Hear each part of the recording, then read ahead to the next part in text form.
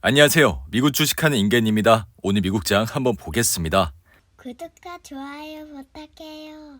오늘 시장은 연말을 맞아 한산한 거래가 이어지는 가운데 3대 지수는 이제 상승으로 마감했습니다. 우선 3대 지수는 장 초반 다소 흔들리는 모습을 나타내면서 연말 재료 부재 속에 증시 거래량은 지난주의 절반 수준으로 떨어지는 모습을 보여줬죠. 하지만 최근 증시는 지난주까지 8주 연속 오르는 모습을 보여줬고 이번 주까지 오름세를 보여준다면 증시는 9주 연속 상승을 하게 된다 할 수 있습니다. 이에 다우지수는 올해 들어 13% 상승했고 S&P 500 역시 24% 상승을 하는 모습을 나타냈는데 덩달아 나스닥 지수는 올해 44%나 상승을 하는 모습을 나타냈죠. 이로 인해 증시는 미국의 인플레이션이 둔화하면서 페드가 내년부터 금리 인하에 나설 것이란 예상으로 주가는 랠리를 보였고 이에 따라 시장에선 연준이 내년 3월에 첫 금리 인하에 나설 것으로 예상을 하고 있습니다. 이로 인해 페드워치는 연준이 내년 3월에 금리를 인하할 가능성을 90% 이상 반영을 하고 있고 비록 지금의 증시가 과매수 됐다는 경고가 잇따르곤 있지만 인플레이션 하락으로 인해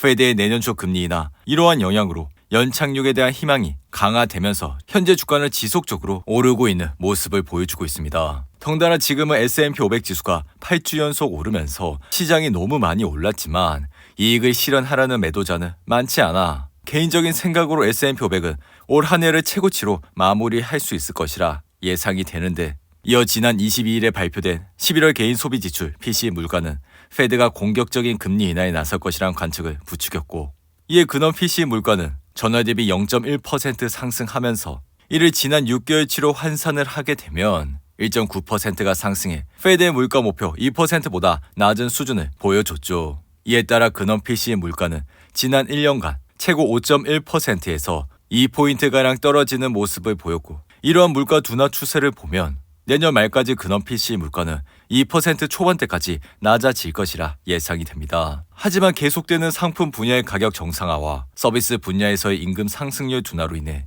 내년 안에 PCE 물가가 2% 밑으로 떨어지게 된다면 이러한 목표를 밑도는 근원 물가로 인해 페드는 매번 FOMC가 열릴 때마다 25bp씩 금리를 낮춰 보다 더 빨리 기준금리를 중립금리에 도달할 수 있을 것이란 믿음이 강해지고 있다 할 수 있는데 이에 시장의 강세론자인 야데니 리서치는 내년에도 증시가 강세를 유지할 것이라 밝혔고 그러한 이유로는 지금 시장에 금리가 정상화되고 있으며 소비자는 구매력을 가지고 있고 이로 인해 온쇼어링 붐이 자본 지출을 증가하고 있다 밝혔습니다. 이어 그는 주택시장은 회복될 준비가 되어 있고 기업의 현금 흐름은 사상 최고 수준이라 밝혔는데 이에 S&P 500 지수는 작년 10월 바닥을 친 뒤 1년 내도록 지속적인 상승세를 보여줬고 그 사이 S&P 500 지수는 최저치에서 30% 이상 상승을 하는 모습을 나타냈죠. 그리고 S&P 500 지수는 과거 2차 세계대전 이전에는 강세장이 148일 동안 지속이 됐지만 2차 세계대전 이후 강세장은 1324일 동안 이어져 2차 세계대전 이후 중앙값만큼 강세장이 지속한다면 이번 강세장은 내년에도 이어질 것이라 예상을 할 수 있습니다. 하지만 이런 예상이 맞다고 해도 지금처럼 평온한 장세가 이어진다는 보장은 없고 이에 2024년엔 미국 증시에 큰 어려움이 있을 수도 있다 생각이 드는데 그러한 이유 중에 하나는 먼저 시장이 예상한 페드의 금리 인하가 즉시 나타나지 않을 경우 현재의 완화 정책에 대한 기대가 재조정되면서 주가의 하락 요인이 될 수 있다 생각이 들며 게다가 내년 초에는 경제 데이터가 예상보다 더 둔화하면서 경제 성장에 대한 두려움도 나타날 수 있다 생각이 드는데 이 외에도 대선을 앞둔 미국의 정치적 불확실성과 이스라엘과 하마스와 같은 지정학적 불확실성도 나타날 수 있으며 이러한 현상이 지금은 당장 느껴지지 않을 수도 있지만 우리는 계속되는 더 큰 강세장 내에서 일시적인 좌절이 나타날 수 있기 때문에 이러한 것에 충분히 대비를 하고 있어야 한다 생각이 듭니다. 이에 따라 지금 주식시장의 피어 앤 그리드 지수는 77로 시장은 극도의 탐욕 수준에 들어와 있고 이전 영상에서도 말씀을 드렸지만 이러한 기간 때 투자를 하시는 것보다 남들이 주식시장에서 공포와 두려움을 가질 때 좋은 주식들을 분할로 모아 가시라고 말씀을 드렸죠. 그리고 이날 매그니피센트 7 기업들의 흐름을 보시면 대부분 혼조세로 마감을 했지만 테슬라는 이날도 2% 가까이 상승을 하는 모습을 보여줬습니다. 테슬라의 차트를 보시면 이날 상승으로 현재 주가는 $261에서 흐름을 이어가고 있는데 테슬라가 이렇게 이날 상승을 하게 된 배경은 상하이 공장에서 모델 Y 차종의 리뉴얼 버전을 출시할 준비를 하고 있다는 소식이 전해졌기 때문이죠. 이에 테슬라는 니오와 같은 중국 경쟁 업체들이 제품 출시를 가속화하고 있는 가운데 테슬라의 히트 모델인 모델 Y를 개조된 버전을 출시할 준비를 하고 있고, 이에 따라 새로운 모델 Y는 휠 디자인과 주변 조명이 추가된 지난 10월 모델보다는 더 확실한 디자인의 변화가 있을 것으로 기대하고 있습니다. 한편 테슬라의 다가오는 1월 2일 4분기 인도량은 47만 3천 대로 예상을 하고 있고, 이로 인해 연간 182만 대의 차량을 인도할 것으로 추정을 하고 있는데, 이는 전년 대비 약 37% 증가한 수치로 머스크가 올해 초 밝힌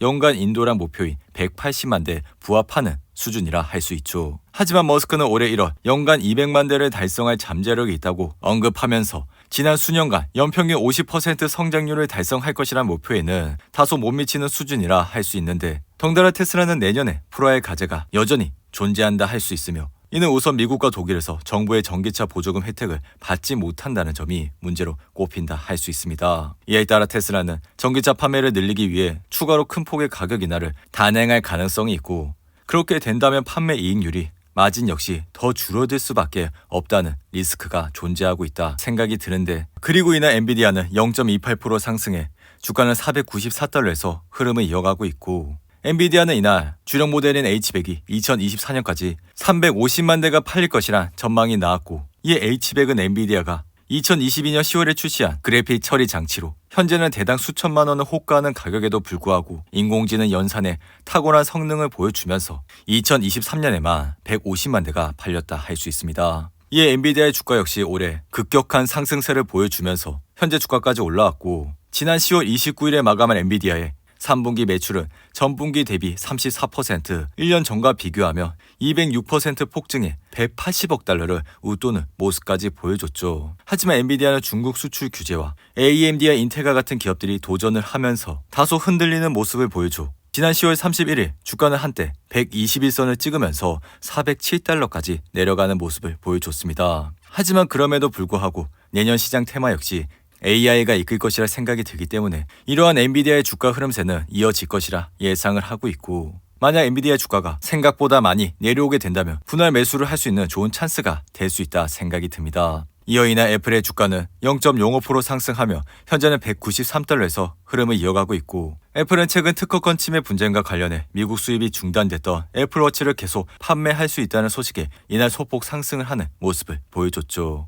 이에 미 연방순회항소법원은 이날 일부 애플워치 제품에 대한 국제무역위원회의 수입 금지 명령을 중지한다 결정했고, 앞서 국제무역위원회는 지난 10월 애플이 의료기술 업체 마시모의 혈중 산소 측정 기술 특허를 침해했다고 판단해 해당 기술이 들어간 애플워치의 미국 수입을 금지시켰습니다. 이에 애플은 곧바로 법원에 항소를 해 해당 명령을 일시 중지해달라 요청했고, 이에 이날 법원은 수입 금지 명령을 이 소송이 진행되는 동안 중지한다고 결정하는 모습을 보여줬죠. 그리고 이날 중국 인터넷 회사인 네디지는 중국 게임 규제 기관이 과도한 게임을 겨냥한 새로운 규정안을 내놓으면서 이날 주가는 다시 4% 이상 하락했고, 네디지의 주가는 이전에 새로운 지침이 도입된 후 지난 금요일 24% 이상 급락을 하는 모습을 보여줬죠. 반면 바이오 제약회사인 코에로스 바이오사이언스는 환자가 감염을 예방하기 위해 화학요법과 함께 복용하는 체내 주사 시스템을 미국 FDA에서 승인을 받아 이날 주가는 34% 이상 급등했고, 아마존은 1월 29일부터 광고가 프라임 비디오 서비스에 통합될 것이라고는 밝혔지만